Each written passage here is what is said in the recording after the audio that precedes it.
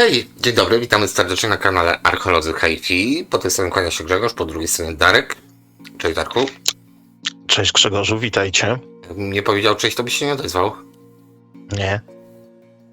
Sprawdzimy to przy następnym. Ja czekam na wprowadzenie, bo ty tutaj podajesz sygnał, więc poniekąd jestem gościem, więc odliczamy, tak. No dobra. Tutaj wkraczamy do świata Sansui, jak to ładnie i dumnie mówi nam okładka. Jakby na to nie patrzeć. Digital Recorder Systems, Amplifier and Tuners i tak dalej, i tak dalej. Jest do tańca i do różańca, jak to się mówi w tym katalogu.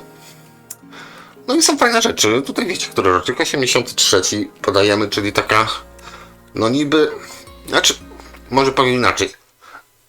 Tego rocznika Sansui nie tykacie, bo Sansui to jest takie legendarne, bo to dużo chromu, dużo drewna, piękne, ładne, każdy by chciał to mieć, bo to ładnie wygląda.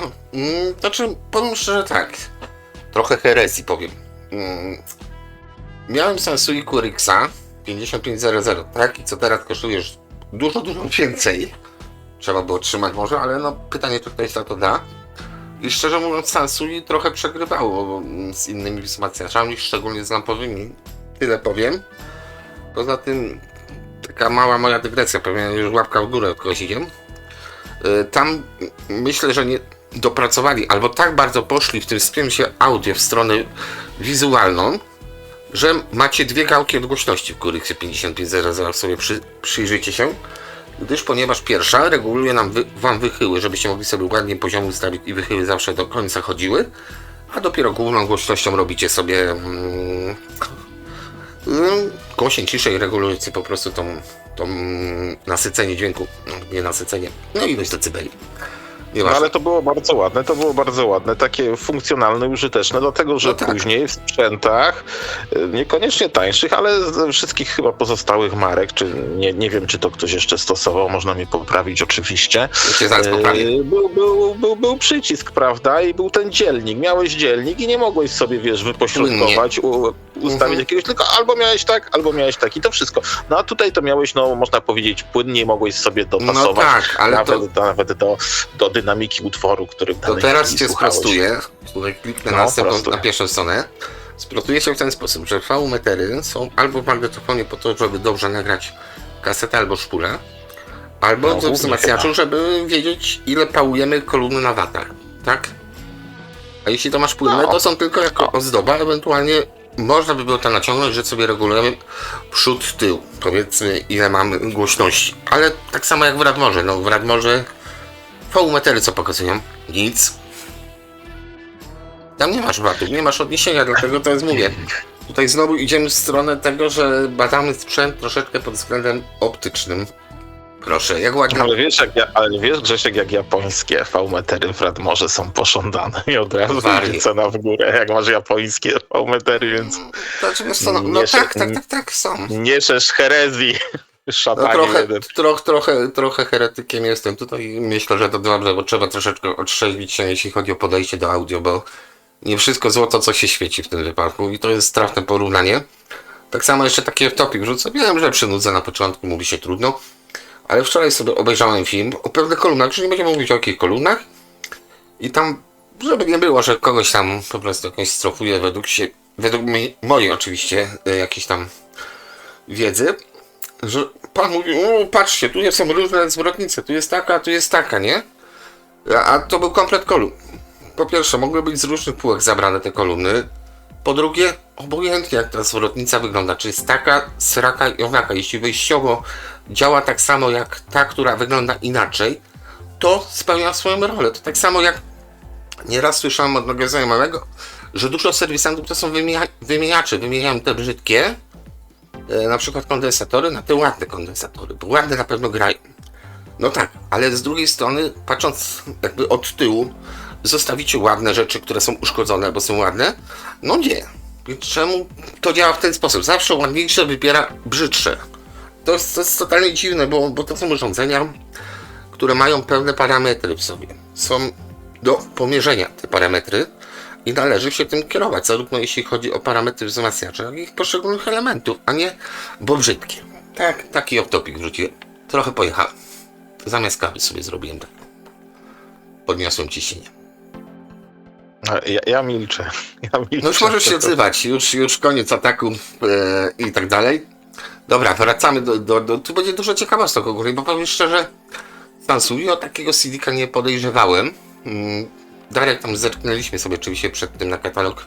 Jak zwykle nie przygotowaliśmy się aż tak dobrze, chociaż powinniśmy pewnie, ale z racji tego, że pracujemy zawodowo, no mamy tyle czasu, ile mamy i powiedzmy korzystamy z jakiejś takiej naszej wiedzy, doświadczenia. Tego nam nie brakuje. I myślę, że z racji tego, że potrafimy coś tam znaleźć, wynaleźć, to no, powiedzmy. I czekaj, i w tym momencie gwiazdka, bo tutaj jest wiedza i doświadczenie, to powinna być taka gwiazdka subiektywna, bo... Subiektywna wiedza i Bo doświadczenie. każdy ma swoje zdanie, oczywiście. Oczywiście. Dobra, skończyliśmy takie opowiadanie na wstępie, bajdurzenie troszeczkę. Civic PCV 1000. Powiem szczerze, Sansui naprawdę rzadko, jeśli widziałem w ogóle kiedykolwiek, prawdopodobnie nie widziałem nawet na aukcjach tego CD-ka. Tutaj Darek mówi, że pewnie jakiś Philips, 83 rok. No bo to jest 83 No w sumie rok, tak, albo Sony, albo założyć, Philips. no. Tutaj jeszcze Tak. Sanyo czy inne takie pochody nie wchodziły, tylko mnie strasznie zastanawia ten tutaj wyświetlacz, bo jest taki, właśnie troszeczkę Sanyo zaletuje. No też biorę to pod uwagę, biorę to pod rocznik uwagę. nie pasuje, prawda? No, też biorę to pod uwagę, natomiast no niech spojrzę na jakiś taki z tamtego okresu Philips, no No. podobny, niepodobny, no ale to nie No, ma też niepodobny. co tym kierować. Nie mogli zastosować tutaj jakąś maskownicę, przecież mógł być inny wyświetlacz, tak, czy układ przycisków, także to też nie ma co, nie można generalizować, więc, ale pewnie coś w tamtym okresie jest bardzo prawdopodobne, że mogli to z całą pewnością od kogoś pożyczyć. Tutaj jest taka ciekawostka, jest zielone logo Sansui, ono się zmieniało i to dość często i gęsto w tamtym okresie. Było czarne, było zielone, było białe, no dużo tego, to czasami na przykład mi, bo taki zestaw Sansui z podobnego okresu posiadam, nastręczyło trochę problemów, żeby zgromadzić, żeby wszystkie elementy miały dokładnie ten sam symbol marki, oznaczenie, logo. Żeby na przykład nie było zielone, czerwone, zielone, białe i nie wiem, czarne przykładowo. To jest ciekawe urządzenie, bo to tak wspólnie idzie, że tak powiem, w parze z tym CD-kiem. Audioprocesor. Żyjesz? Ja żyję. No, kiedyś się może wywiniesz tutaj. Zobaczmy tutaj PCM procesor. Jest nadzieja, bo to już człowiek jest za półmetkiem, więc pewnie się kiedyś wywinę, ale jeszcze nie dzisiaj chyba, jeszcze nie dzisiaj. Okej, czyli to były jakby dwa urządzenia równoległe tutaj według schematu. Ten PCM procesor służył nam do tego, żeby podłączyć w skrócie, mogę powiedzieć, magnetowid i telewizor. Znaczy w sumie przełączyć, może inaczej, połączyć magnetowid z wzmacniaczem równolegle do CD playera, odtwarzacza kaset i... No to było coś takiego jakby korektor w tym wypadku, tak? Bo dalej mamy wzmacniacz jakiś, tudzież amplituner, no i kolumny. O, tutaj możemy sobie, czyli nie mamy po niemiecku katalogu. Jestem w szoku. Tu czytałem pierwszą stronę i nie skapowałem się, nie zauważyłeś, że to nie jest po niemiecku. Czytam po angielsku. Czytasz po angielsku, wychodzi ci po niemiecku. W głowie może tak. Już, no dobra. Tutaj służy to do nagrywania, tak? Na VCR-a, czyli na magnetowid. Magnetowid, no. No powiedzmy dźwięku, czyli tutaj takie powiedzmy takie high peak do zwykłego, pewnie jeszcze magnetowidu. No tak. No małe, lekkie, szczytuje poziom, automatyczne wyciszenie, mikrofon można podłączyć i wideo od platformy Monitor TV. Ok, czyli możemy też sobie telewizor podłączyć.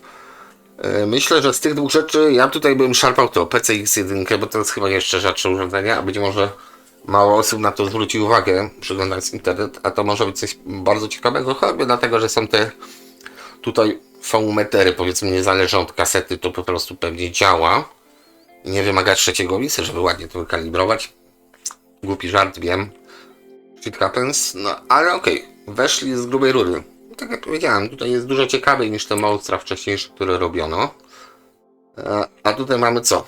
Mamy taką namiastkę tych monstrów. Tutaj ciekawe, czy będzie to samo, co miałem Sansui AUD7 chyba, to nie wiem, czy będzie w tym katalogu, ale tam była duża ciekawostka. Oni tak bardzo eksperymentowali, że na przykład włączając kontur, wyłączało się regulację tonów wysokich i niskich, czyli mogłeś mieć albo kontur, albo regulować sobie to płynnie. Jedno z dwóch.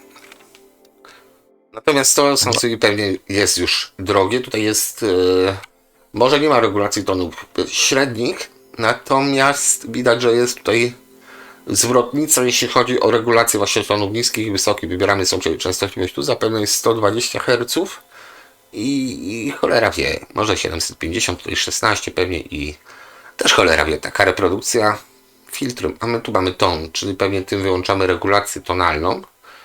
Ogólnie tutaj jeszcze czuć, że to jest takie stare Sansui, prawda? Drewienko. No to nie wiem, czy to nie jest taki japoński pomysł, bo w starym Pionierze mam tak samo właśnie, tak? To ustawienie Jeśli takie? chodzi o wysokie i niskie, tak. Również Wiesz tak. co, do kwestia pomieszczenia, kwestia kolumn głośnikowych, być może kwestia potrzeb. No to 16 kHz to raczej w naszym wieku to już jest tak górna półka. No to jest bardzo graniczne, ja już tak. wiem. No, na szczęście instrumenty muzyczne, tam jak dobrze pamiętam, to chyba najwyższy gra do 9 kHz, 10 kHz, a reszta to jest po prostu zarezerwowane dla muzyki elektronicznej, bym powiedział. Tutaj czy napisano nam, czy dopiero na końcu zobaczymy, ileż to mocy z siebie, bo to wszystkich kręci ta moc, prawda? Żeby dupę urywało po prostu, żeby... I to na pewno na końcu będzie, Grzesiek, tabelka, jeżeli tutaj opisu nie będzie. Okej, D11, tu mamy co? D77. Ten akurat występuje na rynku, w którym on nie jest jakiś tak zajebiście drogim wzmacniaczem. Tuner, sorry, olewamy tuner. Bo te tunery, zresztą, jeszcze wróćmy. Widzisz, to są czarne logotypy. Jeszcze, nie? Tej serii, bo być może to kwestia serii, taka ciekawostka, że tutaj mamy czarny, powiedzmy w tym wypadku widać, że to jest złoty napis, aczkolwiek zaryzykuję, że to może być białe. Tuner w sumie jest praktycznie bardzo podobny, no, znaczy ten sam jest tuner, po prostu inaczej pomalowany i ma drewno. No tak, nawet oznaczenie 77, a tutaj mamy po prostu X-a. Czyli już bez drewna, bo drewno drogie, to pewnie też parę watów do starczało więcej. No i tu mamy piękny korektor. Tutaj jak zapchać miejsce, prawda? Miało być takie okienko, wyszło trochę skromniej. No ale to też trzeba pamiętać, co zawsze jak oglądamy sobie katalogi, w szczególności z początku lat 80., wtedy wtedy te wszelkie układy elektroniczne, czy diody, czy ciekłokrystaliczne wyświetlacze, one zeszły z ceny i trafiły właśnie w sprzęcie, między innymi w sprzęcie hi-fi pod strzechem. No i mamy tutaj, jaki byśmy katalog nie oglądali tam z przełomu lat 70., początku 80., to widać konstruktorów fascynację tymi elementami elektronicznymi, tak jak na przykład w tunerze wyświetlana synteza, czy tutaj właśnie korektor taki z wyświetlaczem graficznym. I to będzie nam się powtarzać przy wszystkim, przy magnetofonach, wcześniej siłą rzeczy. Przy magnetofonach tym bardziej. Jak przy korektorach i w ogóle. Także to był wtedy taki Oczywiście, ale mi chodzi o to, że tutaj... Nie tyle, tak, mów. Mów, dobra. Teraz będzie cisza z obydwu stron i tyle. Pogniewałeś się. No nie, bo się wciąłem, nie zauważyłem, bo cię nie widzę, że akurat jeszcze nie skończyłeś. Ten typ tak ma.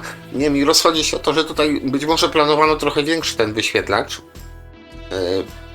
pionowy dla tych częstotliwości, żeby było pokrycie dla tych suwaków, bo mamy raz, 2, 3, 4, 5, raz, 2, 3, 4, 5 powiedzmy. Ale właśnie tej kasy chyba zabrakło, żeby tak ładnie to zrobić, więc dali po prostu VU-meter od kasety, dziękuję, starczy.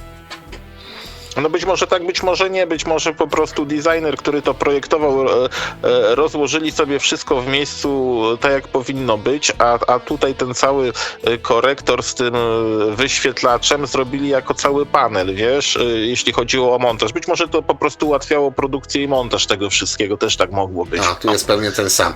Natomiast tak jeszcze off-topic wrzucę, tak, z racji tego, że z tego okresu powiedzmy tych wzmacniaczy, tych z wyższej półki, może troszeczkę starszych, miałem okazję słuchać, zresztą jeden z tych wzmacniaczy mam nadal, o dziwo działa, czyli wykonane są w miarę ok. Tam była akurat, ja mam wersję niższą, czyli z gałką, wyższa miała tą samą gałkę, ale sterowaną elektronicznie, bo to była elektronika. To już opowiadałem przy okazji jednego odcinka, że Sansui zrobił coś takiego, że były dwa identyczne modele, różniły się mocą, chyba jedną gałką czy tam przyciskiem, i oprócz tego jeden miał gałeczkę, a drugi miał, ten wyższy oczywiście, miał dwa przyciski, głośniej, ciszej, plus taką skalę a la cyfrową. I skala była, to był dla mnie majstersztyk, jak to otworzyłem, właśnie ta wysoka klasa Sansui. Jak to zrobiono? A mianowicie upierdzielono gałeczkę, tak żeby za bardzo nie wystawała, i założono do tego siłownik, który poruszał gałeczką. On był sprzężony z kawałkiem dykty. Naprawdę, kawałek dykty, który na sznureczku przesuwał się przed żarówką i były wycięcia w kształcie diod, że tak sobie człowiek mógł pomyśleć, że cyfrowo sobie reguluje tą barwę dźwięku, a tu proszę psikus gałeczka. Sansui. Tam po prostu maskownica zakrywała podświetlanie i tyle. I pasuje. Tak? Piękna rzecz. Uważam, że to jest piękne właśnie udowodnienie, że ludzie kupują oczami, muszą mieć przycisk, a to jest dokładnie ten sam wzmacnia. Mistrzostwo. Tutaj w wielu tych wypadkach podejrzewam będzie podobnie. Dali po prostu mniejszy transformator, możliwe troszeczkę gorsze parametrowo tranzystory, ewentualnie cieplnie, mniej wydajne i sprzedają jako inne, bo tutaj też powtarzam, no niestety tak naprawdę takie wzmacniacze jak oglądamy, one różnią się właśnie zasilaniem i wyjściem tego zasilania. Tam mogą upchać to tak czy inaczej, ale 99%, 98% wzmacniaczy to jest kopia jednego i tego samego. Dlatego macie dużo takich serwisantów, którzy nawet z głowy coś zrobią, ponieważ no, te wzmacniacze no, nie ruszą się za bardzo. Zasada działania, zasada budowy nawet jest bardzo zbliżona w większości wzmacniaczy, dlatego to nie jest taka czarna magia, jak mi się wydaje. To jak wam się wydaje. Mi też się wydaje, że to czarna magia. Biała magia. Dzisiaj Darka przegaduje. Na razie to czarno to widzę, bo wszystkie te sprzęty są w kolorze czarnym czy brunatnym. Logo zielone już mamy, tak?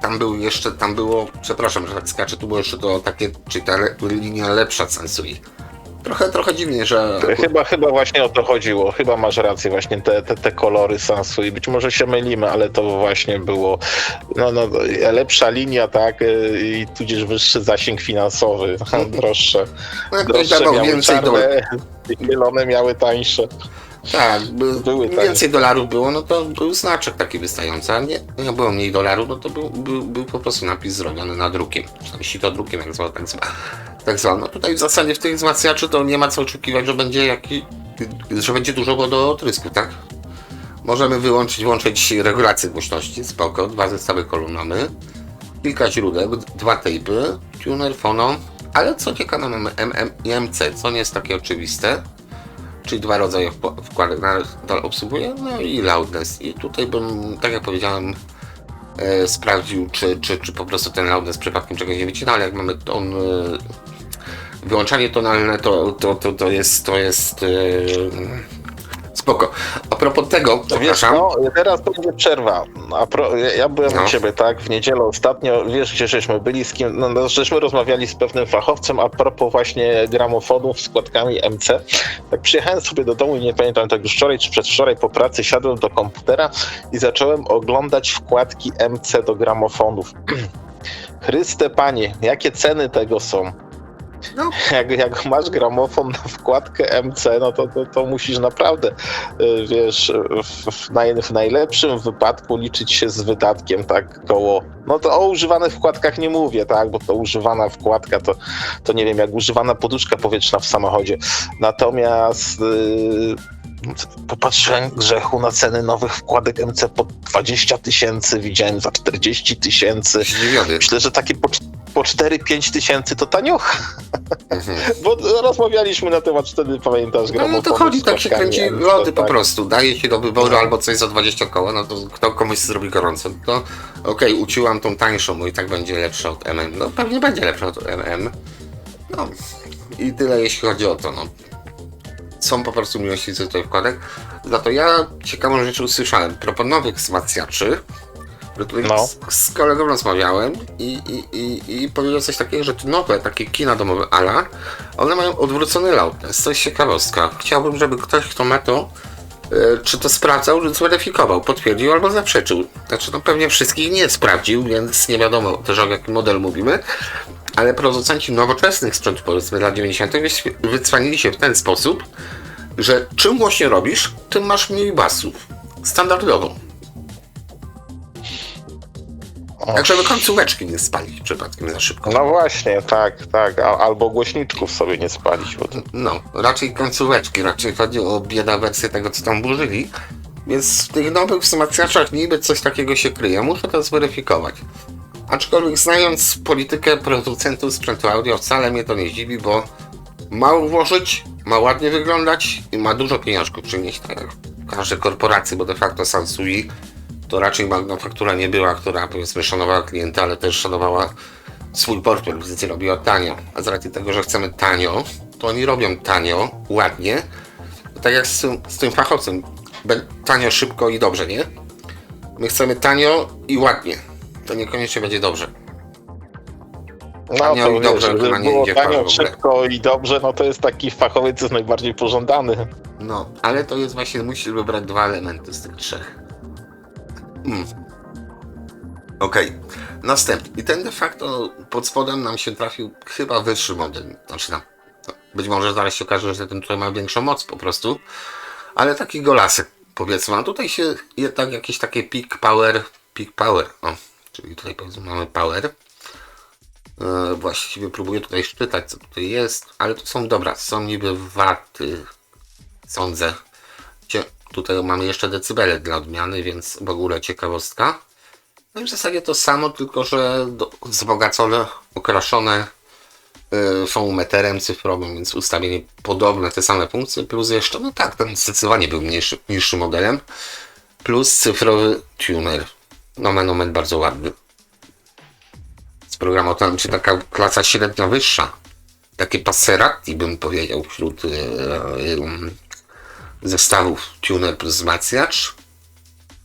A tu już mamy D22, czyli tak jak standardowo, jak tutaj z Arkiem nieraz mamy, idziemy w dół. Zdecydowanie w dół. Czyli tutaj co mam? Ale nadal mamy LC. Sytuacja się powtarza. No, one będą okrajane po jedną, po dwie funkcje o moc, tu już nawet o samą wielkość obudowy. No ale myślę, że to by miał rację, by te małe akurat takie gówniaki bym powiedział, mają rację bytu. O, dobra, przeskoczyliśmy przez wzmacniacze. Jest Bizancjum. Jest Bizancjum, dokładnie tak. Tutaj ten... No ale widzisz, znowu to są czyli tak troszeczkę, ja to znowu będę mówił herezję, ale to takie spostrzeżenie moje. Troszeczkę odstawało. Tak, one są drogie. Ten tutaj polowałem na któryś z tych, w zasadzie na ten bym polował, bo ma białe logo, ale cena to chyba dwójkę już przebija, tak? 1500-2000 zł, bo to jest Sansui, tak? Znaczek się zgadza, to pełny model, zgadza się. Ma powiedzmy jakiś taki equalizer widoczny, plus suwaków jest w sumie nie zbyt dużo.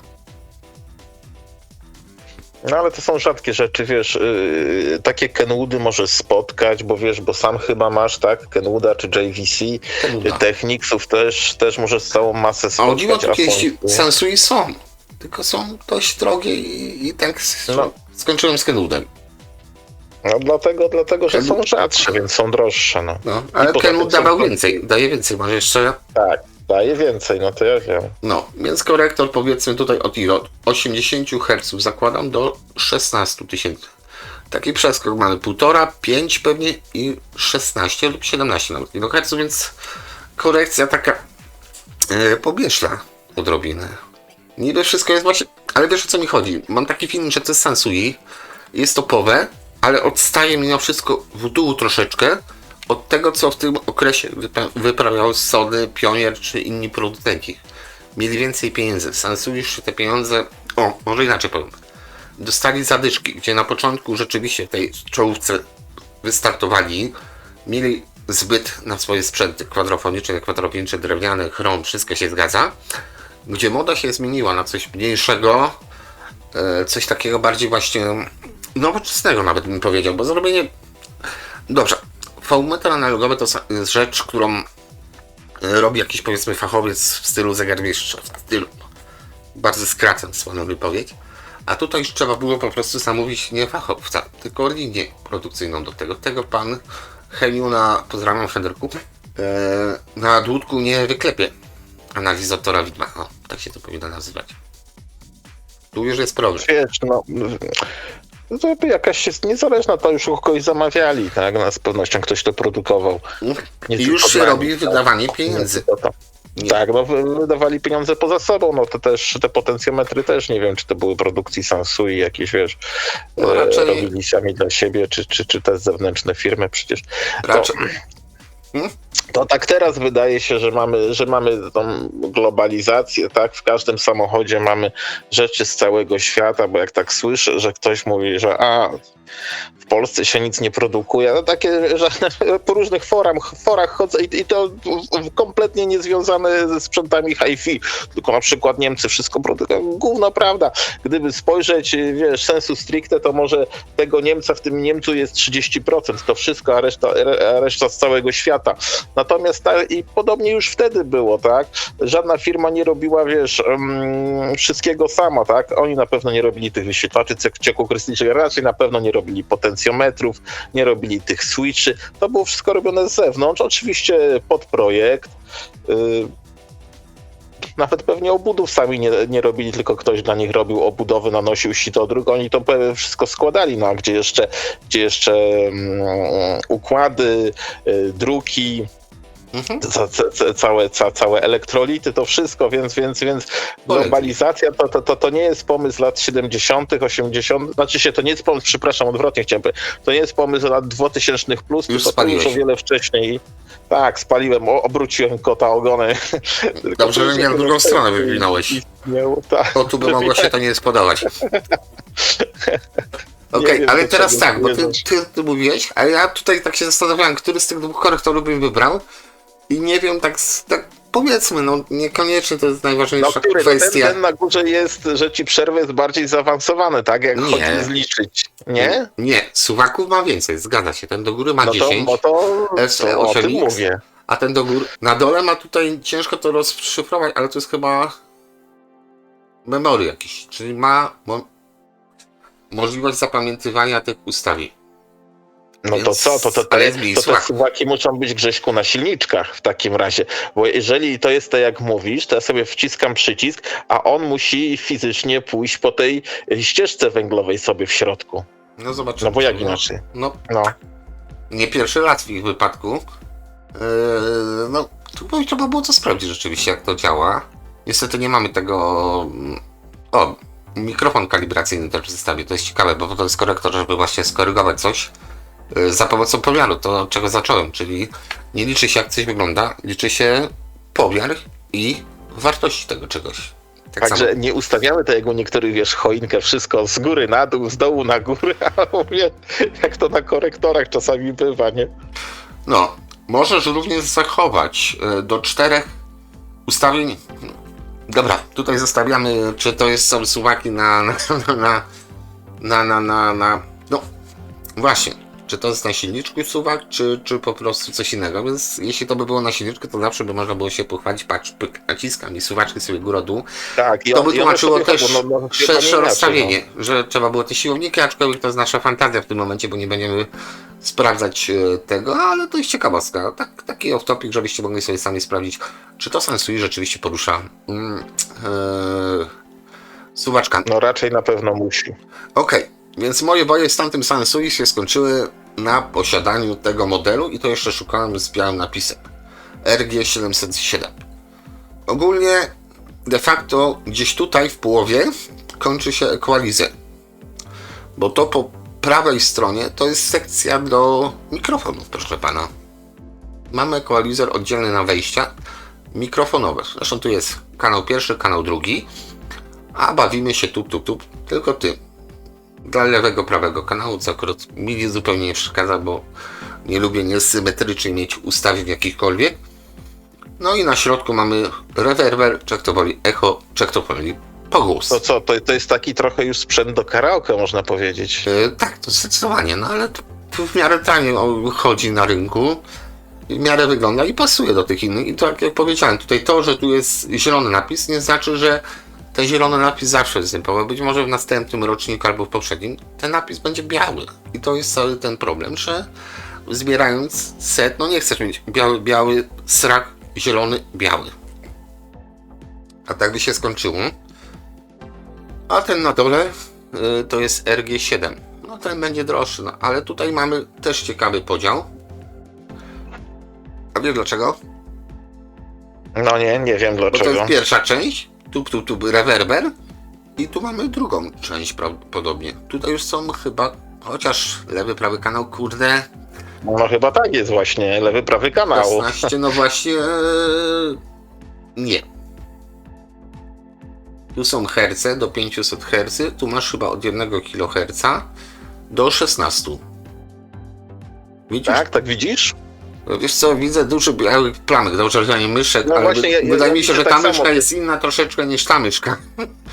Więc 100-krát mnie by nie zdziwiło, skoro jeden na drugim stoi, po prostu tutaj upchali to z lewej, a tutaj to rozwalili w ten sposób, bo pewnie też jest takim właśnie a la karaoke, czyli mamy kanał drugi, kanał pierwszy, 2 mikrofony, po prostu troszeczkę inaczej, czyli teoretycznie ten 707 jest po prostu bogatszą wersją, bo masz dodatkowe te 2 zestawy suwaczków, natomiast tutaj rewerber zrobili dużo większy. Dla chcącego nie ma nic trudnego, bo tu jest 20 Hz. Podobają mi się tam te 2 poprzednie korektory. Te większe, takie normalne. Tak, No tu mamy de facto też taki. albo taki. I Użyteczny, tu mamy zwykły. rzecz oczywistą, tak jak mówisz, użyteczny, całkowicie użyteczny, z pewnością tańszy od tamtych, bardziej może dostępny, ale nie ma jakiegoś zawodu. No to jest dla mnie. 12 kHz tylko maksymalnie, proszę pana. I się podświetla. 12 kHz tylko na kanał. No to co? Nie 14, jest nie 16, to przejrzyste. chyba Diora nawet wyżej szła niż to Sansui. Niż te 12 kHz, to jeszcze były srebrne. Oczywiście. Ale z tym... No właśnie tutaj sobie rączki nie dam obciąć. Czy było tak jak mówię, że tu mamy lewą, prawą stronę tego korektora. One już nie są takie super tanie, ciężko go wyhaczyć.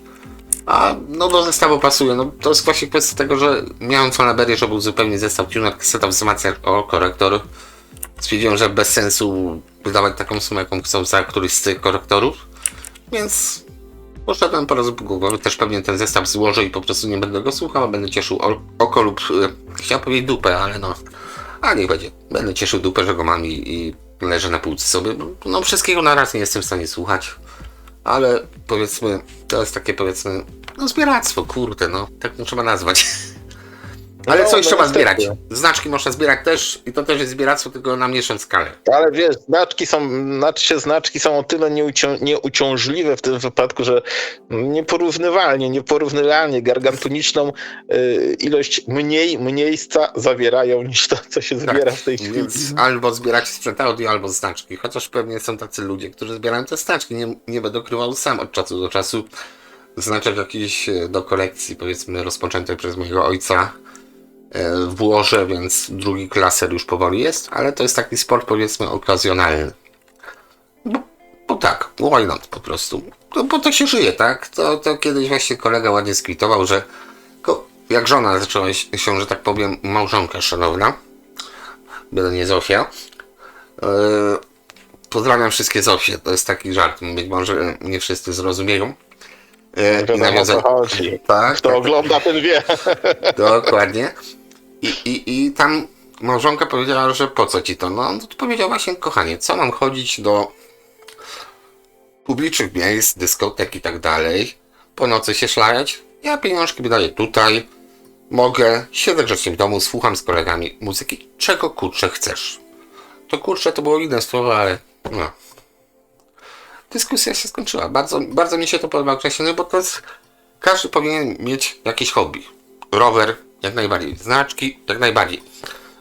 Kopanie ogródka to dla ostateczności dla desperatu, ale no, jeśli ktoś naprawdę ma tam punkcie bzika, jestem w stanie to zrozumieć, że można mieć bzika na punkcie kopania ogródków, jak najbardziej popieram. To jest po prostu pewna forma wolnego, nie pracując, spędzania czasu dla własnej zakichanej przyjemności, a nie po to, żeby swój czas wolny i życie przeznaczać na to, żeby zdobywać pieniądze, które de facto no szczęście nie dają, no można za to dużo rzeczy kupić, ale no nie o to w tym wszystkim chodzi, prawda? A poczekaj, wiosna się zbliża, Grzechu, już sporymi krokami. Będziesz też kopał ogródek.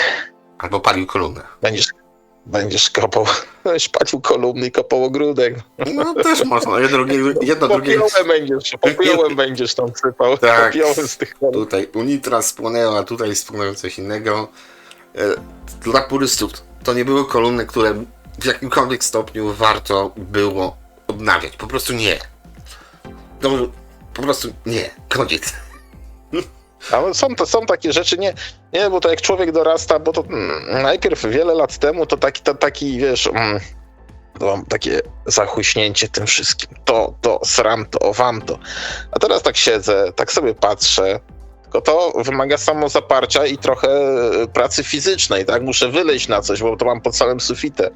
Muszę to powyciągać. Jak to wszystko powyciągam, to jest mi zbędne, co nie opłaca się naprawiać. Jak otworzę bagażnik, rozłożę siedzenia i jak to wywiozę na elektrośmieci, jak wrócę, ja będę zadowolony. Ja będę zadowolony wtedy. I to przychodzi taki okres w życiu, że po prostu do tego trzeba dorosnąć, albo te rzeczy muszą cię tak atakować z każdej strony, że wiesz, że coś takiego należy zrobić, bo jest tego sprzętu i tak mam tyle sprawnego, ponaprawianego, poremontowanego, na który wydałem więcej niż na jego zakup, że już te graty sobie odpuszczam, tak? Nawet żeby były fajne i ciekawe graty, mam to szczerze w nosie. No, Nie, to znaczy tak, ale chodzi o to no też, tak, no. Taka dodatek, jak coś kupujecie, to najtrudniej jest naprawić front panel. Z tym będzie jazda bez trzymanki, po prostu możecie zdjąć koszulkę, ręce do góry i wypierdzieli na dwór przy -3, bo to będzie mniej więcej porównywalne, żeby naprawić właśnie elementy, których brakuje lub są uszkodzone na froncie. Bebeszki, choćby nie wiem jak skomplikowane, oprócz może tika, bo tam jest mikrokomputer już sterujący, bebeszki jesteście w stanie tak czy siak uratować. Trochę więcej pracy, latania, ale z front panelem to jest nieustająca się bonanza. Dobra, wracamy do katalogu. Front panel można, bo są fachowcy, którzy to robią, natomiast jak już są po prostu, szczególnie nakładki, przełączniki, te gałki, te ozdobniki, najczęściej to gówniane ozdobniki, to czasami zakup ich może być porównywalny do zakupu całego tego urządzenia, tak, mimo że jest uszkodzone. Znaczy ja kiedyś takie coś popełniłem bodajże tutaj pana, który mi naprawiał od roku mój magnetofon szpulowy, bardzo serdecznie pozdrawiam.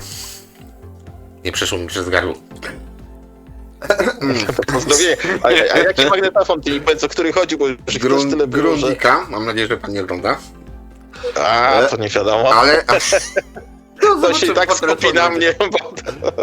Ale ogólnie kupiłem drugi na części. Po prostu, na dzień dobry. Zależało mi na tym magnetofonie, to jest model 1000 bodajże, TS1000 Grundika i po prostu miałem pecha kiedyś, powiedzmy kolega mi tak ładnie spalił 945, bo to są dwa różne magnetofony, tak jak porównać Fiata i Ferrari, to mniej więcej taka skala jest różnicy pomiędzy nimi i po prostu już wiedząc, że są tam braki, mogło być jakiś element uszkodzony, kupiłem drugi z premedytacją. To już zwiększa, nie mówię, że dwukrotnie, ale prawie dwukrotnie jest koszt zakupu jednego magnetofonu. Jeśli ktoś później sprzedaje coś dobrego, ładnego i tak dalej, nie dziwcie się, bo to kosztuje wszystko. Nawet czas paliwa czasami nie licząc, ale kosztuje też pieniążki, żeby czasami coś zrobić fajnego do stanu użyteczności. Dobra, wracamy do tego katalogu, bo to miał być krótki katalog, a wyszło jak zawsze. Okej, tutaj mamy Sautorewecem. Nie wiem, czy Sansui robiło w zasadzie magnetofony trzygłowicowe, bo być może zaraz sobie to wybiję z głowy. Stwierdzenie, hipotezę, jak to woli. Ale ogólnie trzygłowicowe Sansui nie kojarzę. Oni raczej dwie głowice, ewentualnie tak jak tutaj z Sautorewecem. Ogólnie bardzo fajny magnetofon. Ma już Dolby BC, jak widać. Przybliżę. Bardzo ładnie wygląda, też jest kolorowy, dzieje się, na tym front panelu się dużo dzieje, więc licznik już cyfrowy, samo to. lipy nie ma, więc jak już jest licznik. mamy Tutaj funkcję. mamy chyba programowanie też utworów, tak? Podejrzewam, no bo stąd jest ten drugi wskaźnik, ten licznik obok. Zgadza się. No po prostu magnetofon z autorewersem, fakt to jednokieszeniowy, ale na bogato. Też jakbym mógł tutaj dywagować na ten temat, czy przypadkiem to nie miał być dwukieszeniowy, bo tutaj jest całkiem spora symetria pomiędzy tą lewą a prawą stroną. Że jakby... A może zobaczymy, może będzie, niewykluczone, bo tak daleko żeśmy z przeglądaniem tego katalogu nie doszli chyba. Dokładnie, więc tutaj powiedzmy, to jest Film idealnie na środku. nie reżyserowany i idziemy ale taki dalej. naturał, bo tutaj no mówię, spotykamy się na co dzień, że to powiem z pewnymi rzeczami. Ja cały czas tutaj też ganiam za tym króliczkiem, bo bardzo to lubię. Dzisiaj powstrzymywałem się przed następnymi kolonami. Na razie się powstrzymuję. Dobra, wracamy. Czyli mamy następne 370 i 570. Oni jakoś tak niesymetrycznie to układali, bo znowu ten niższy model w teorii mamy powyżej. Żeby bardziej zachęcić, nie? To prawie to samo. Ale niższy, czyli co? Dolby BC już jest w standardzie widać. Licznik, mimo że model już taki, no... Tutaj chyba nawet za dużo chyba nie mamy tej pamięci utworów, tak? Nie możemy sobie tam zaprogramować czy wybrać utworu, bo tutaj już to zostało też o to obcięte, ale nadal ładne magnetofony. Zgadza się. I to jest uzupełnienie, myślę. W ich wypadku to nie Akai, gdzie na magnetofonach bazowało, tylko jest to Sansui, które magnetofon traktowało jako dodatek może, bo tak jak powiedziałem, nie pamiętam trzygłowicowego Sansui. Proszę w komentarzach zaznaczyć, jeśli coś takiego by było. Ale co tutaj mam? No ten do góry to rzeczywiście podstawy, ale z licznikiem cyfrowym. Ciekawe, czy skalali ten swój obraz licznikiem analogowym, swoją drogą. A w tym poniżej mamy jeszcze Biastun Tune, co jest tak potrzebne przy dwugłowicowym magnetofonie. Dobra. Sprawdźmy, czy to dwugłowicowy, bo zaraz sam się wkopię. Mamy Dolby. Dobra, zobaczymy. Kurde. Widzisz? Ja zawsze mam tak, że mam pecha. Tak. Ale Grześ, i tyle napierdoliłem się. 570 jest trzygłowicowa. Tak, nagadałem się, czyli jednak mieli trzygłowicowce. Patrzcie, te starsze były dwugłowicowe. I taka wiedza, jak ktoś przerwał minutę temu oglądanie, to ma pecha. Będzie się śmiał, haha, ale ten Grzegorz głupi, no. Nie, napiszę ci złośliwy komentarz, że nie znam się. Że nie ma. Tak, nie tak. Znaczy, no tak jak powiedziałem, ja tutaj obsuję, te katalogi są dla nas czasami też nowością z Darkiem, pewne rzeczy ale mamy. zobacz tą 570, czy tam a zobacz, po ile to chodzi, wiesz... że jestem ciekaw teraz. Fine Bias skręcony, Direct Drive, no to w zasadzie full opcja.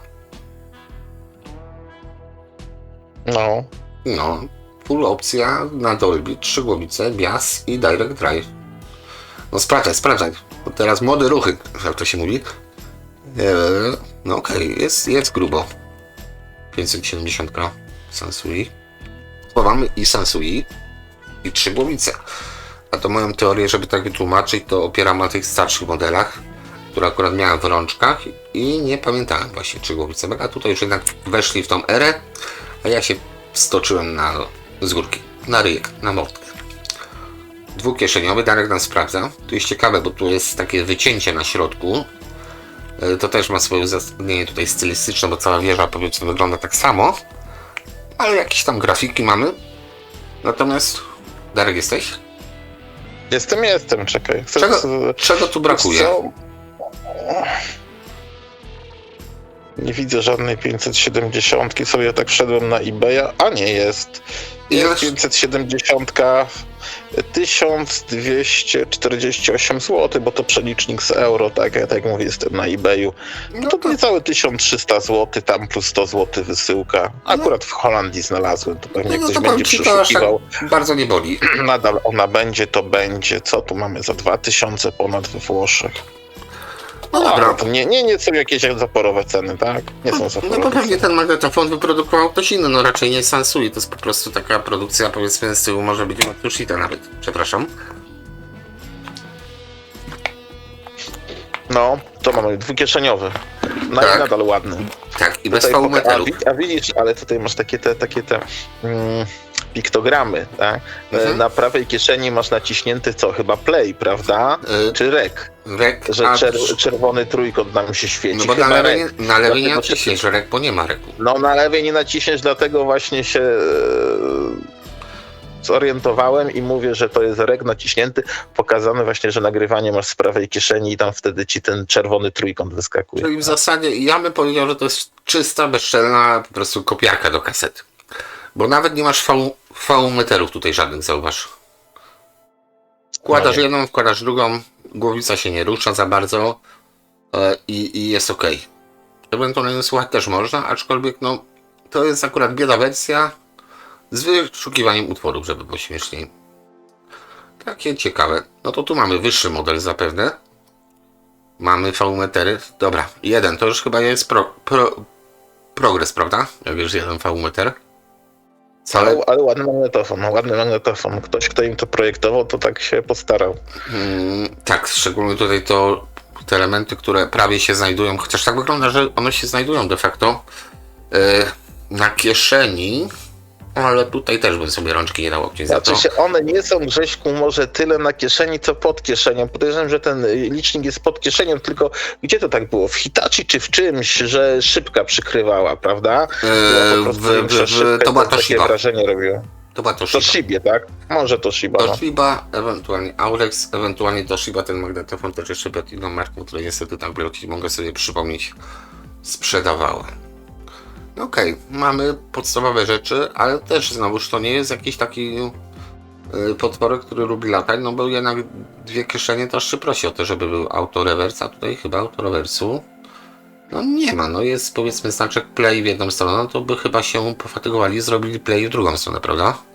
Tu jest wybór kasety, nie ma przycisku, jest recording, nie ma przycisku tutaj funkcyjnego, bo to tak na logikę by było, że zmiana strony. A tam gdzieś ten na prawo od tej malutkiej gałeczki to nie jest jakiś funkcyjny, właśnie tutaj. Timer, recording wyłączony albo play. Aha, co robi magnetofon po włączeniu prądu? Albo nagrywa, Dobra, wiem, no, to jednak nie ma chyba. Tak, no nie ma. Nie, tutaj mamy nawet napisane, Dublin, no, dobra.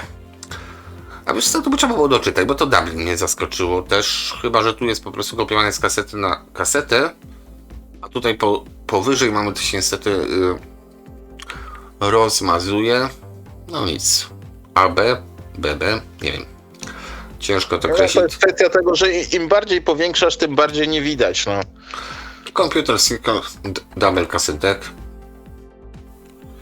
Można nagrywać na dwóch kasetach jednocześnie, tak jakby ktoś szukał.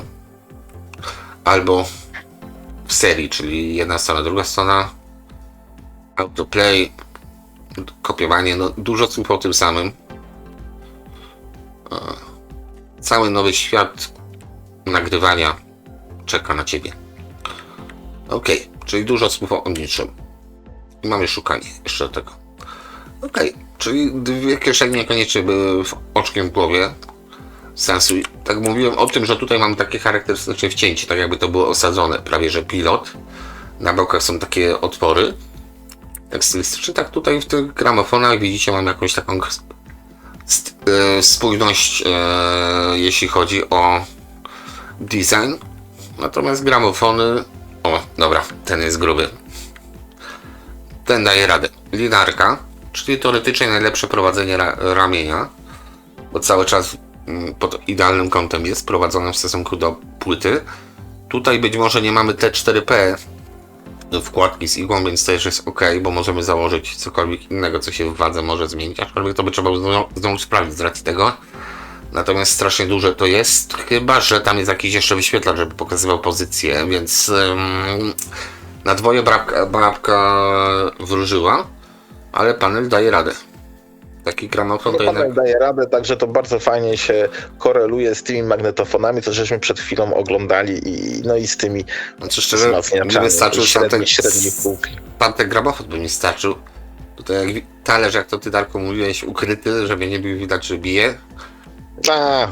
Stary zabieg wizualny, tak, talerz lekko schowany właśnie, tak jak mówisz, żeby nie było widać, że się kołysze za bardzo. No okej. I tak będzie się kołysał. Direct Drive, no ten najwyższy model, bo tutaj tak jak będzie, tutaj jest, nie ma nic. Tu jest pewnie troszeczkę więcej, tutaj jeszcze troszeczkę dodali na zasadzie kwarcu pewnie. Bo tutaj mamy dwa przyciski, czyli prędkości pewnie kwarc, a tutaj co mamy? Albo sam kwarc. Nie, no bez przesady, głupoty gadam. No ale tak, tutaj już mamy wszystkie przyciski, jakie powinny być, a nawet więcej niż potrzebujemy. Więc jednym słowem może być grzechu albo kwarc, albo sam kwarc. Tak, spierdzieliłem. Dobra.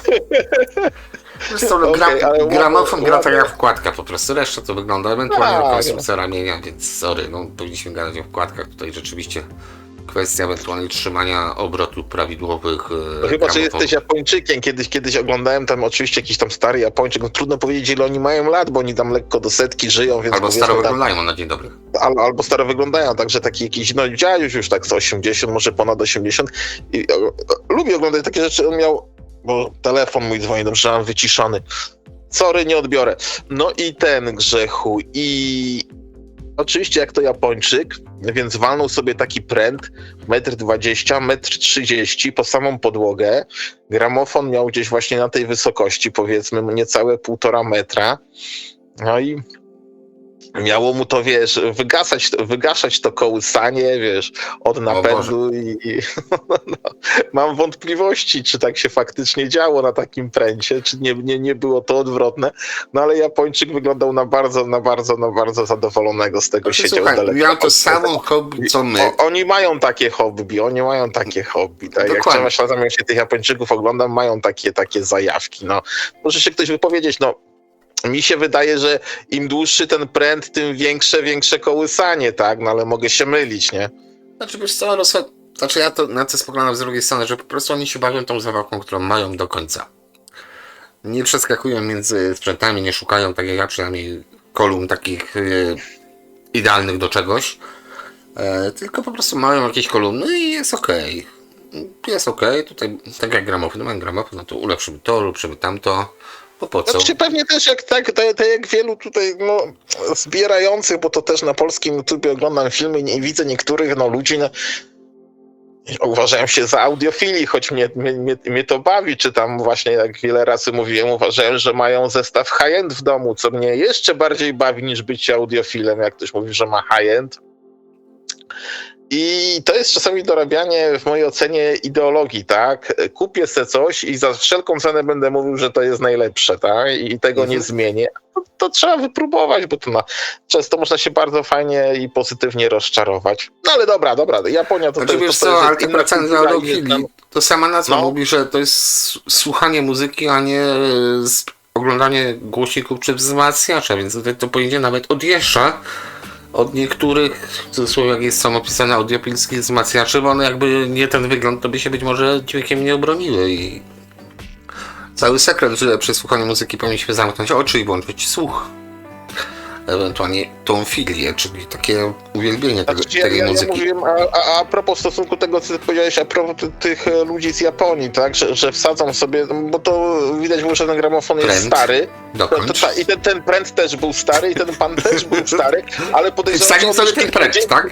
Tak, kilkadziesiąt lat się tego pręta trzyma i naprawdę wyglądał na zadowolonego, ale to też tym wszystkim chodzi, żeby być zadowolonym z jednej strony z tego, co się ma, ale z drugiej strony można też dążyć do czegoś lepszego, bo niekoniecznie ten powiedzmy 1,5-metrowy spręt jest na tyle dobry. Darek, jak to sobie odsłuchasz, to rozumiesz, co powiedziałeś. Jak magnetofon bez pręta, ja nie wiem, do czego, Grzesiek, ty zmierzasz, nie chcę wiedzieć. Dobra. To będzie ci się z tego, co lubię, trzeba się śmiać. Ale dobrze, to dobra, masz rację, a propos pręta, to długi pręt nie jest zły i na tym zakończymy. No dobrze, łezka ze śmiechu mi poleciała, tak więc... No ale a propos dalej idąc, to czekaj, to jeszcze coś wam powiem, bo a propos, jak już tak mówimy, tego pręta, no to podczas wojny w Wietnamie Amerykanie straszyli tak tych Wietnamczyków z północy, że zrzucali im i kupowali prezerwatywy, tak? Via USA, one przylatywały do Wietnamu, tak? I zrzucali tam z transportowców nad Wietnamem Północnym prezerwatywy, żeby Wietnamczycy, ci z północy, komunistyczni, zobaczyli, jakie Amerykanie mają długie pręty i co mogą potrafić, tak? Podejrzewam w boju i nie tylko, więc też były takie zdarzenia. Psychologiczna. Tak, wojna psychologiczna, tak, dokładnie. To była wojna psychologiczna. No. To tu w wojnie wszystkie chwyty dozwolone. podczas pustynnej burzy również Amerykanie przywozili tam do Kuwejtu, do Iraku, do Arabii prezerwatywy, ale one służyły całkiem do czegoś innego. Po prostu nakładali je na lufy swoich M16, żeby im się nie zapiaszczyły na pustyni. No dobra, ale teraz już trochę idziemy do historii, kolumn. off-topic też musi być. I wracamy do kolumn. No tutaj o kolumnach ciężko powiedzieć cokolwiek, bo to są typowe japońskie kolumny już. Tak jak te starsze modele, tam zaryzykowałbym, że ręce Amerykanów w tym brały udział. Tutaj bym raczej skłaniał się ku temu, że jednak już Japończycy produkowali u siebie, bo nie zawsze marka japońska jest adekwatna z tym, że kolumny są wyprodukowane w Japonii. Mogą być w Anglii, mogą być w Niemczech, mogą być w Stanach Zjednoczonych, jak najbardziej. Tutaj nie mam jednego targetu, jeśli chodzi o kolumny, bo kolumny po prostu nie były warte fatygowania się, aby je przewozić z punktu A do B, a czasami ten punkt A był w Japonii, a punkt B był w Stanach Zjednoczonych, bo jest kawałek drogi, więc taniej, lepiej było nawet wziąć, nie wiem, czy zwrotnicę, czy te przetworniki nawet kupić żeby koszty transportu sobie zniwelować i ktoś na miejscu zrobić. To tym się nie przejmujemy, bo to kolumna jest mimo wszystko dość prostym urządzeniem w stosunku do wzmacniacza. Jest dużo prostsze, tak?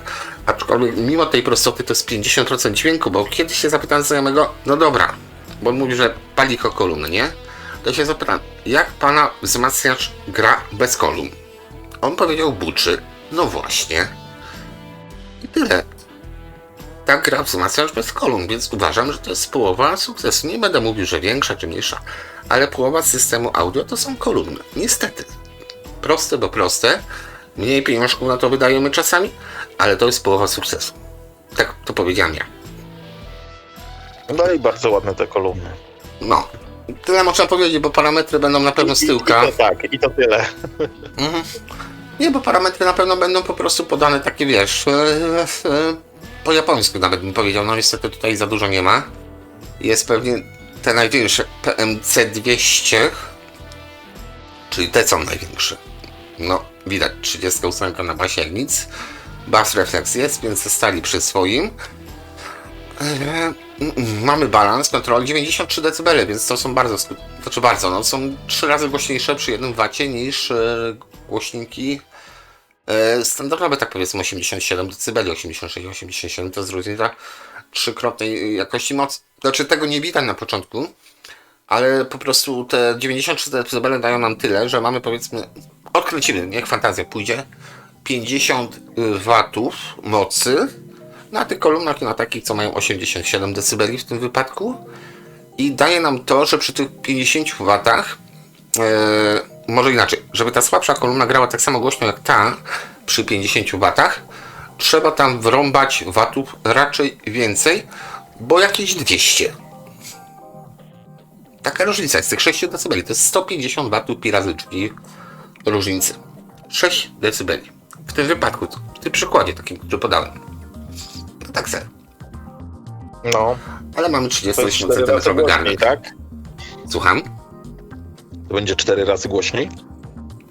Nie, bo to jest 3 dB, to jest 2 razy większa moc niż poprzednia, więc każde 3 dB, czyli jak mamy 50 W, to 90 dB kosztuje nas już 100 W, natomiast 93 dB już kosztuje nas 200 W. 2 razy większa moc. 2 razy, nie drugie tyle, tylko 2 razy więcej. Więc naprawdę, dajcie sobie spokój z tymi watami, to jest po prostu punkt, w którym kolumna mówi aloha. Czy tam nie wiem, jak to po japońsku jest. Na razie. Sayonara. A, bo sayonara. No, to jednak wiedziałem. Jednak wiedziałem, jak jest po japońsku. Sayonara mówią kolumny i tylko tyle, to jest taki parametr użyteczności kolumn. A słuchacie, no nie watów. Dobra, te już troszeczkę bardziej takie znane są, one częściej się spotyka na rynku, przepraszam. Tutaj bym się zastanawiał, czy przypadkiem nie jest papierowy wysokotonowy. Tak to wygląda, że one wyglądają na wstęgę, ale po prostu jest głośnik papierowy. Maskownica chyba taka, prawda? Taka. Te Sansui na przykład bardzo mi przypominają, nawet bym zaryzykował stwierdzenie Akai, ale pewnie to są JVC, jak znam życie. Natomiast tak, no nie miałem okazji ani słuchać Akai, ani JVC. Coś zawsze było nie tak z tymi głośnikami. Ten wysokotonowy właśnie mówił Sayonara. Bass, no, uznaję po tym koszu, powiedzmy, dla mnie to jest taki wyznacznik. I to będą grały, no tak jak powiedziałem, po japońsku, jeśli na przykład wysoki przy nich będzie grał, to warto sprawdzić na przykład luty, bo często gęsto przy tych japońskich, nie wiem dlaczego, ale spotkałem się z tym parę razy już w życiu, że po prostu wystarczyło od nowa przylutować kable do wysokotonowca, żeby ożył. O, ciekawostka. Może mieli wyznaczoną ilość cyny na polutowanie tego. Nie na bogato, nie bombili, bo tutaj się kłania, że tak powiem, jakość produkcji, czyli no, na jednej kolumnie zaoszczędzimy gram cyny, ale na kilkuset to już jest kilogram cyny, a to już jest wymienna korzyść dla producenta. Okej. Cały czas mi boli ten magnetofon. Tak zwykle się wpierdoliłem po prostu. Z tym, że nie robi 3 głowicowców. A patrzę na jednego, to jest, wiesz, to straszny ból dupy. Ratuj. Wiesz co, bo to... No to z doświadczenia ci powiem, nigdy nie można być zasadniczym w swoich osądach. Zawsze trzeba zostawić sobie tą furtkę. Chyba mówiłem, że raczej. Można się czasami przejechać. No, ale na dzień dobry po prostu dostałem plaskacza od losu i zweryfikowałem się sam. Okej, mini system bym powiedział, albo MIDI, sądząc po wielkości MIDI, bo gramofon się jeszcze mieści. Talerz gramofonu się nam mieści, więc około 30 cm, prawda? Z tej strony powiem Ci najbardziej okazale wyglądają te kolumny, bo tutaj bardzo ciekawy jest ten średniotonowy zapewne głośnik. No, ciekawy. Gorzej jest naprawą podejrzewam, ale ciekawy. To nie wygląda nawet na kopułkę, tylko jako płaska membrana. Tak, dokładnie tak. I dodam wysokotonowy papierowy wrąbany. I co ciekawe, mamy lewą, prawą kolumnę. Tak a propos, to też się nie do końca, że tak powiem, zgadza. To nie będziemy czytać może tych opisów, bo widać, że to jest tuner radio wzmacniacz kaseta. Tuner radio, tak? No, tuner myślnik radio. Tutaj już widać to lepiej. Wzmacniacz kaseta, na górze mamy gramofon, tutaj już obok jest gramofon, ale tu już jest, z tą różnicą, że tu już jest magnetofon dwukasetowy i tutaj mamy jeszcze korektor, tak, jakby nie patrzeć. Zobacz. PM77. Kolumny zapewne te same tu wrąbano i gramofon też nie ma miękkiej gry, jest wyszukiwanie utworu, czy tam nawet programowanie utworu, bo widzisz, że są diody u góry, czyli wybieramy sobie utwory, które mają być odtworzone, a tutaj, no tu mamy wiele wersji, czyli zaczęli od tej gorszej pozycji. No z magnetofonem już teraz nie powiem, że duchami są, bo strach, a tutaj nawet autorewers może dali, no nie. Nie wiem dlaczego autorewers tak unikano. No chyba oba gramofony są linearne, mi się wydaje, tak, raczej na pewno. Już tak jak mówisz, tu już jest bogatsza wersja, no choćby o ten korektor i o gramofon bardziej zaawansowany technologicznie. Myślę, że najdroższe z tego zestawu to jest właśnie ten korektor i ewentualnie gramofon. Kolumny być może są, aczkolwiek pewnie dużo z racji gabarytu, bo to małe kolumny rzadko to szanuje. Wyrzucone, zwiększone, przestał grać na ra. Małe główienko sensuje, kto by chciał małe kolumny. Tak jak powiedziałem, do większości takich zwykłych pomieszczeń ZG15 by Wam starczyły, chyba że robicie dyskotekę, no to wtedy potrzebujecie rzeczywiście głośnych, ale nie zawsze tą dyskotekę robimy. Ja przynajmniej słucham dość cicho, dla mojego słuchania ZG15 w zupełności wystarczają również, bo też posiadam chyba 2 komplety tych kolumn. Chyba jeden z ciekawszych kolumn polskich, tak a propos, niezbyt drogie, nie trzeba szukać od razu kolumn na zawieszeniu gumowym. Wystarczą nam, no powiedzmy na szmacie, tak potocznie my to nazywamy z takim szmacie, czyli na tkaninie zawieszeniem. Pianka już tak, skoro można kupić na tkaninę, to po co kupować na piance? Okay. Która się rozleci, a tu mamy boomboxy. Tak, o dziwo, Sansui robiło boomboxy, Akai robił boomboxy, w sumie czemu nie Sansui. Natomiast tu jest synteza, natomiast ten środkowy, dobra, tu jest jednak tylko wzmacniacz jako segment. Czy to jest, nie no, wiesz co, ja obstawiam, że to jest jednak system taki, który jest... Dobra, Darek, sprawdź, czy to występuje oddzielnie. Za dużo tych znaczków tu jest, wiesz o tym mi chodzi? Tu No, jest ja Sansui, rozumiem, tu jest Sansui, coś tutaj mi segmentowo śmierci. Strach cię obleciał. Tak, czy to nie jest przypadkiem jakiś zestaw taki przenośny? Tutaj też góra-dół, kaseta jako oddzielny element, jak również druga część, czyli tuner z wzmacniaczem. To by się zgadzało, powiedzmy amplituner de facto. Mini komponent system, więc system. Wiesz co, patrzę na to. Tak, jest. No wygląda, Grzesiek, jakby to było osobno, ale nie do końca, bo te zdjęcia wszystkie są, no, trafiłem na zdjęcia z katalogu. Aha. Więc może być to udaje, że to jest osobno. No, tak. Dobra, sprawa do sprawdzenia. Wszyscy się znają na wszystkim, ale jak przychodzi coś znaleźć na szybko, to nikt nic nie wie. Tak. Dobra, tutaj jest bardzo ciekawe są te głośniki, bo również takie wyglądają na płaskie te membrany.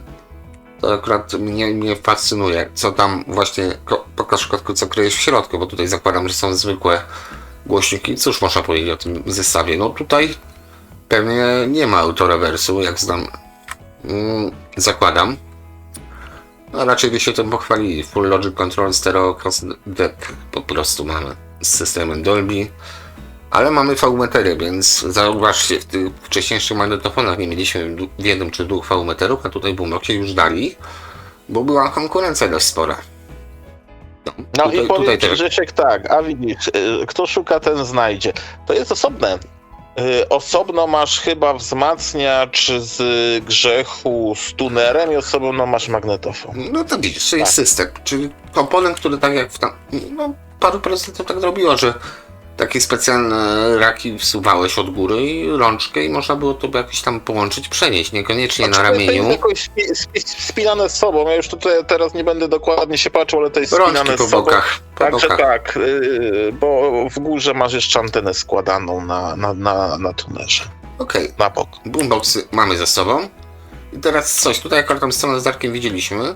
Ten proszę tutaj, CRM7, czyli system po prostu all-in-one, czyli kaseta i amplituder. Kaseta wzmacniacz i tuner. Tak. Ale Sansui. Ma amplitudę.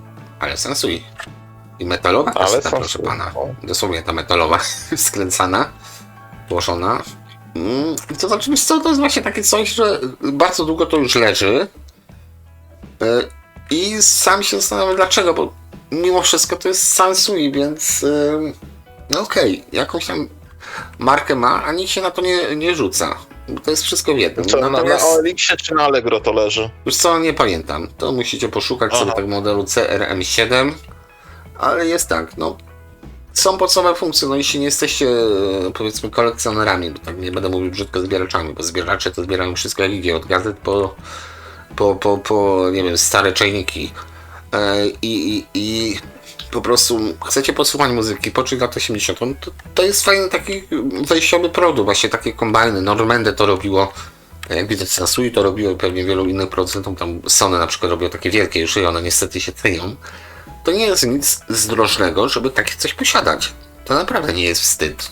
To wiesz, no de facto można powiedzieć nawet, że to jest najwyższy model z tej serii, bo mamy mniejszy model, bez syntezy częstotliwości. Bez syntezy cyfrowej, tak. I tutaj tak patrząc na to, chociaż nie, tu jakieś diody są, migoczą po prawej stronie, bo wiesz, jak nagrywamy, to przydałby się jakiś poziom utrzymać tutaj w tym wyżej. Jest chyba tylko ten po lewej, czyli pojedynczy mamy dla obydwu kanałów mniej więcej uśrednioną wartość podają diody od nagrywania.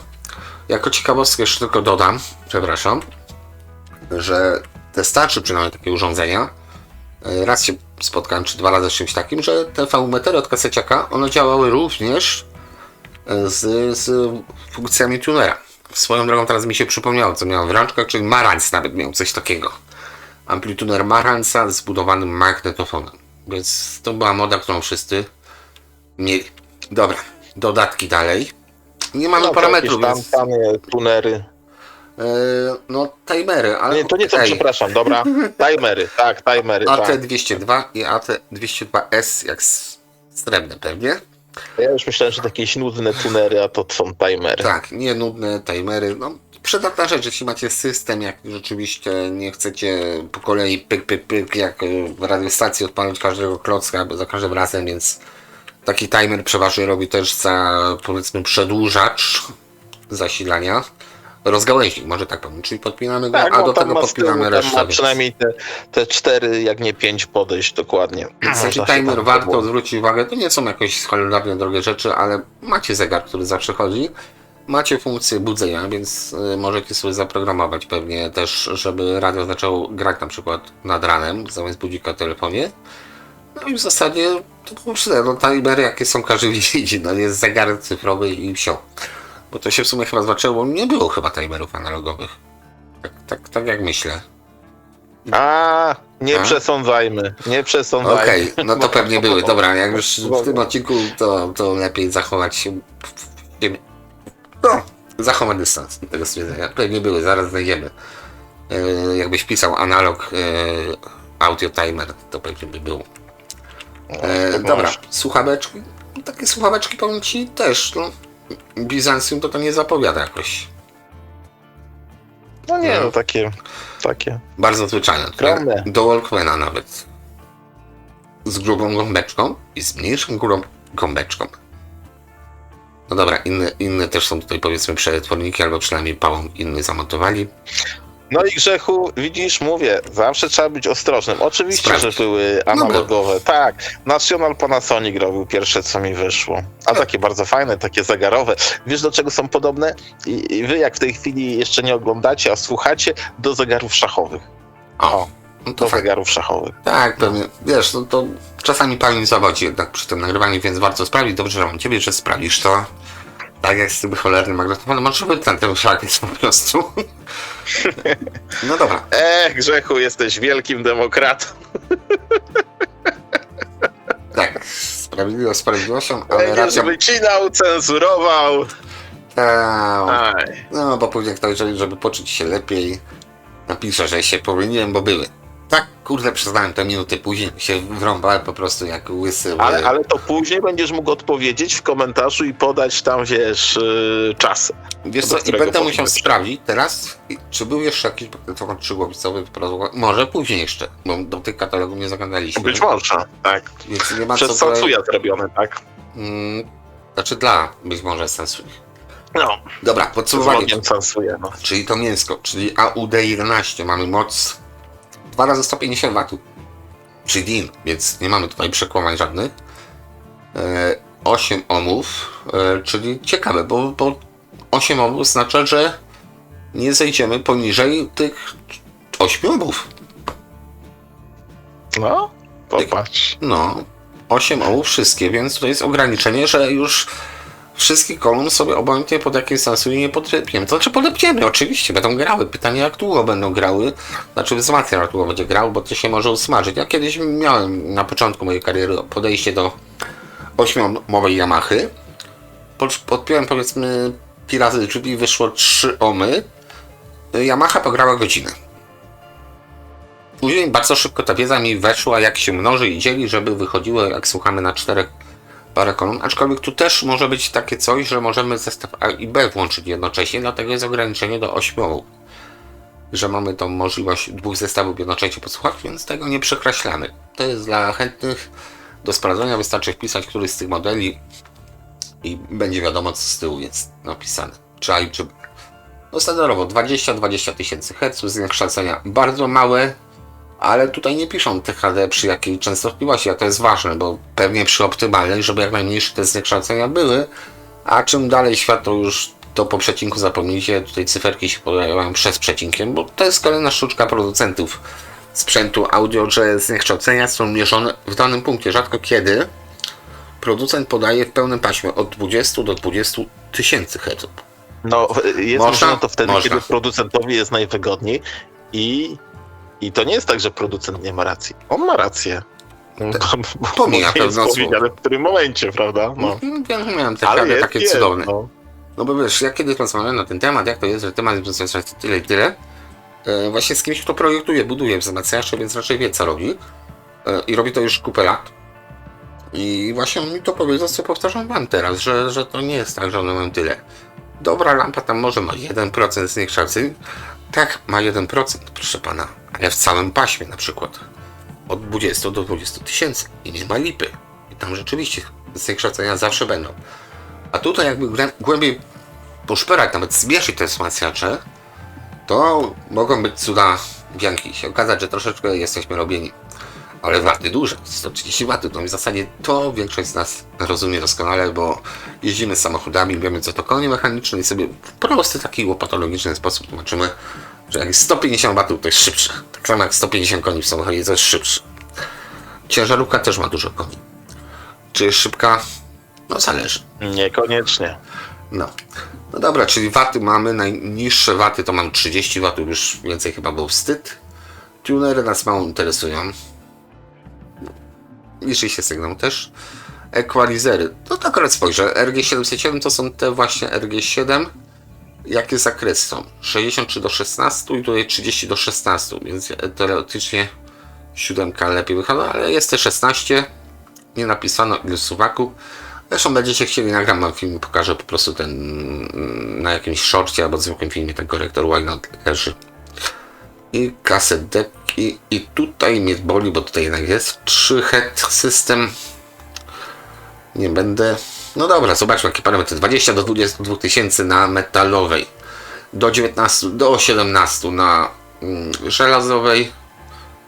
I SN 80, 76. No to już są lata 80. już CD wchodziło, więc kaseta już była w pełni doszlifowana. Patrząc na to, że de facto od powstania kasety dzieli nas ponad 20. No powiedzmy, no niecałe. No ale 20 lat powiedzmy, Piraty drzwi. Niecałe 20 lat. Direct Drive, czyli zaczęło od tego 770R, bo to jest też dziwne. Mamy dwa magnetofony, takie z autorewersem, gdyby wychodziło. To jest jednokasetowy, tak? Nie, ten był jednokasetowy, a ten był... No właśnie, nawet nie pamiętam. Zaraz do niego wrócimy, D77R. Słuchawki, equalizery, no to już mieliśmy.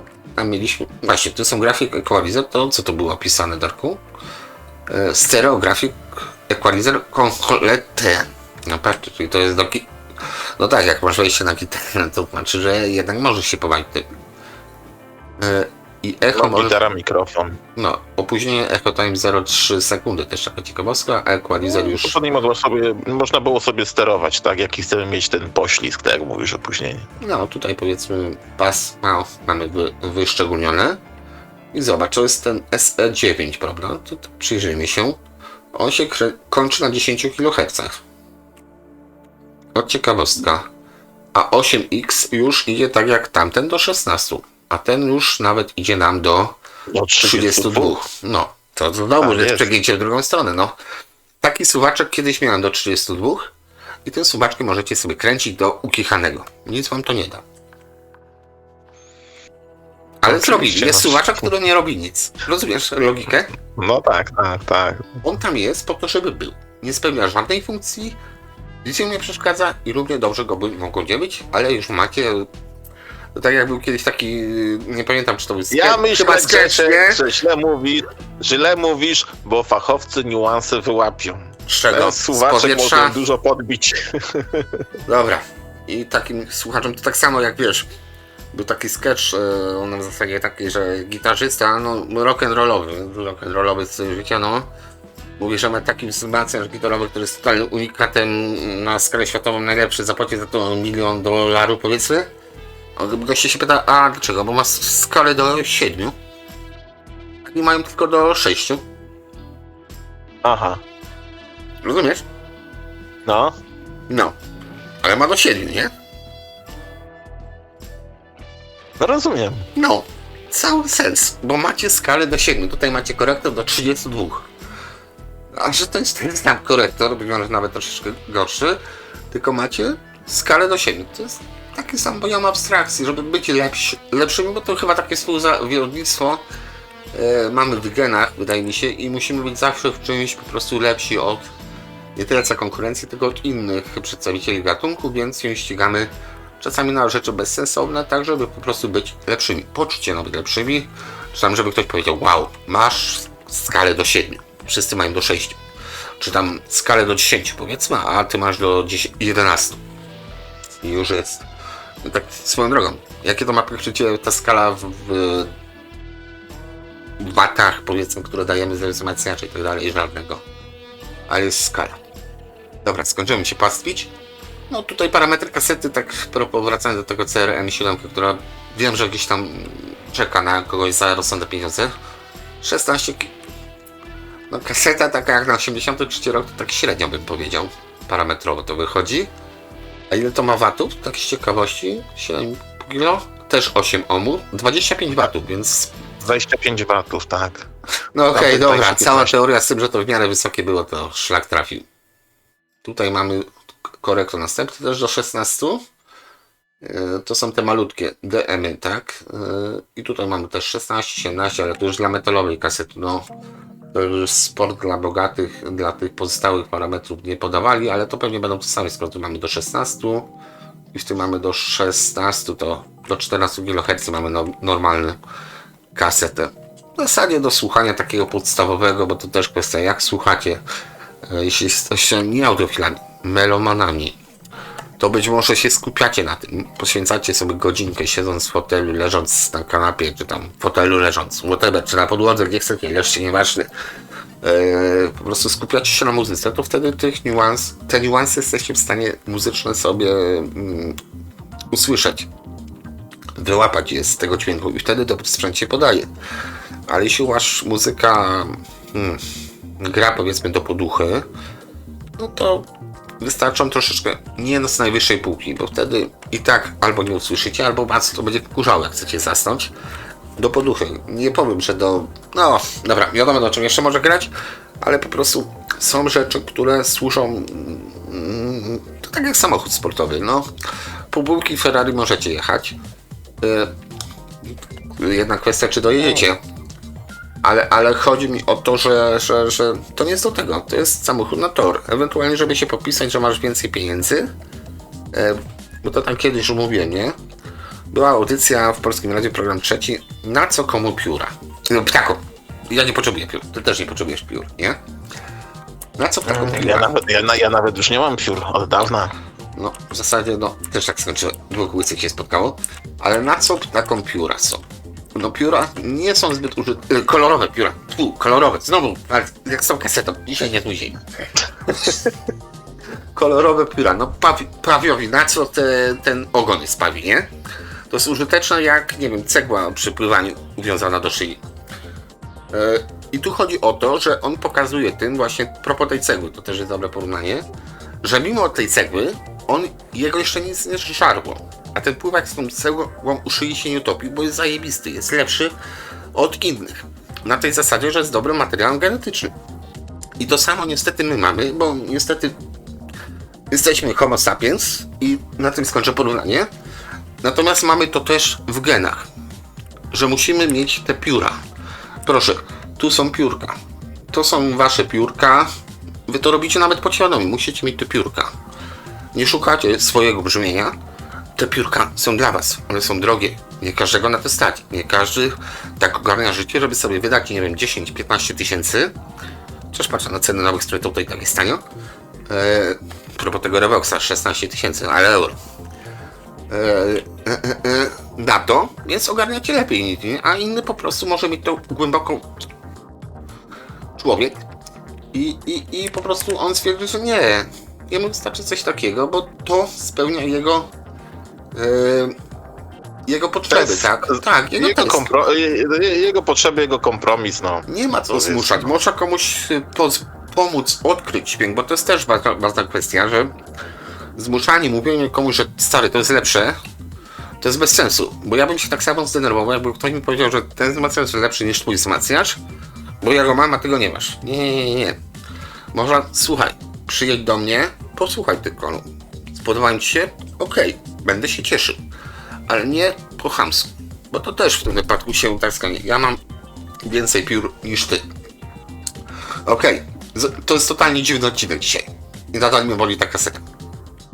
No, taki niespójny trochę. A co, znaczy nawiązywałeś co? Bo szpula Revoxa kosztuje 16 tysięcy euro, ten nowy? Tak, B77 MK3, no. Tak. No mniej więcej takie odpowiednie podejrzewam ceny w 70 latach. Tyle samo ten Revox trwał, czy to jest... Być może, no, ale 16 tysięcy, no. Mi się przypomina, tak, oglądałem to, byłem na stronie Revoxa, widziałem go, faktycznie masz rację, chyba 16 tysięcy, czy tam niecałe nawet wtedy było, wiesz, tam już z parę dobrych tygodni, jak nie miesięcy temu go oglądałem, no ale faktycznie. Chyba to nie stary, było. Kurde, co ty piłeś? Herbatę. Ja właśnie nic nie piłem, ja dopiero wypiję. Aha, czyli zaschło po prostu. Zaschło w gardle. No dobra, tak kończąc odcinek, co ci najbardziej wpadło tutaj w oko? Bo o dziwo O. mi nie kolumny. Kolumny są takie... No dobrze, no masz rację. No takie są, można je znaleźć też gdzie indziej. No co mi wpadło w oko, no to na pewno wzmacniacz, korektor, Okej, czyli piórka. magnetofon. Pióra, tak. Pióra, tak. Wzmacniacz, topowy wzmacniacz. Który z tych dwóch korektorów? Znaczy nie, inaczej, ja nie jestem jakimś tam fanem korektorów, tak? Korektory mogę sobie odpuścić. 3-głowicowy magnetofon i gramofon i to wszystko. No i to nomen omen jest taki już zmierzch marki Sensui. Ona już umierała, jeszcze o tym nie wiedziała. Jeszcze parę lat tam coś potłukli, ale to już Tak, do szło początku chyba w dół. lat 90. i się z początkiem tam, czy tam w pierwszej połowie lat 90. oni już się skończył. Znaczy wiesz co, ja bym szczerze mówiąc w takim wypadku, jako moje Nemesis, bym szukał teraz D570. Zmierzę się z nim. No bo w sumie to jest taki magnetofon, który jeszcze kosztuje, że on nie będzie kosztował nigdy tam dziesiątek tysięcy, czy tam nie wiadomo ile. Bo to jest taki sam magnetofon jak wiele innych. Natomiast cholera jasna, wyrąbałem się na nim, więc go podbiję. W ten sposób powiem. Zresztą mogę pokazać, o co mi chodzi, bo tak naprawdę te stare Sensui, takie magnetofony, z nimi nie obcowałem właśnie w 3 głowicach. A tutaj proszę, że jednak wzięli dodatkowość technologię i te 3 głowice założono. Żeby być że... Tak jeszcze off topic, też usłyszałem ostatnią ciekawostkę, że tutaj zmierzalne zniekształcenia na chromówce są większe niż na żelazówce. O, taka ciekawostka. No właśnie, tak. I na chromie, niż na chromie. O, to jest ciekawostka. Także Dziękujemy. lepiej zasadniczo porządna żelazówka niż chromówka. Teoretycznie, chyba że komuś zniekształcenia... Teoretycznie z tego wychodzi tak, że dobra żelazówka jest lepsza niż chromówka. Tak, mimo że mam niższe pasmo, którego być może nie usłyszycie nagrywając z radia na przykład. Ale to mówię. Odcinek dzisiaj literka D jak dek. Chciałem powiedzieć coś innego, a powiem dupa. S jak Sensui. Tak, Sensui sponsorowała. Tym, którzy dobrze cenili czas, a inni zasubskrybowali jeszcze, robię to samo, co na początku każdego odcinka, czyli upierdliwie mówię o subskrypcji, bo why not? O kawce już nie wspominam, kto chce, to chce. Naprawdę, dowolność. Po prostu jestem do tego przekonany, więc o tym wspominam zawsze na początku odcinka, jak zawsze, jak widać, no chyba że ktoś po japońsku od tyłu ogląda. Być może to by brzmiało też jak japoński odcinek. No i cóż, zobaczymy się w następnym odcinku. Być może jakieś literki wreszcie wlecą z Olixa, bo sam tu pieniążkami, żeby tam wbić. Natomiast na to będziemy potrzebować dużo więcej czasu, żeby to nakręcić. Ale mnie boli ten magnetofon. Dobra, trzeci raz się zda. Nie ma co tam. No dobra, już skończyłem płakać. Już. No okej. Dobra, no to co? Dziękuję Darku, dziękuję wam też, że jesteście z nami i do następnego odcinka po prostu. Jak mówi przysłowie, kłaniam się nisko po same. Tak jest. Cześć. Da. Do usłyszenia, tak jest. Pa. No, cześć, hej, pa.